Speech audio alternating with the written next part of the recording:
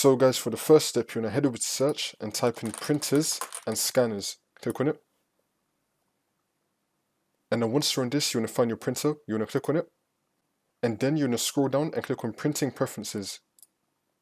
And now this window would appear. Now for every printer, this is going to be different, but it's pretty much the same thing. So you're going to be having some tabs right here. I've only got 2, you may have more, but you just want to click on every tab and then find something to do with color or something that says grayscale printing. So if you have something called black and white and color, like I do right here, you want to select color. And if you see any option that's called grayscale printing, you want to make sure that it's turned off. So you just want to go through every single tab. If you have anything to do with color, you want to turn that on.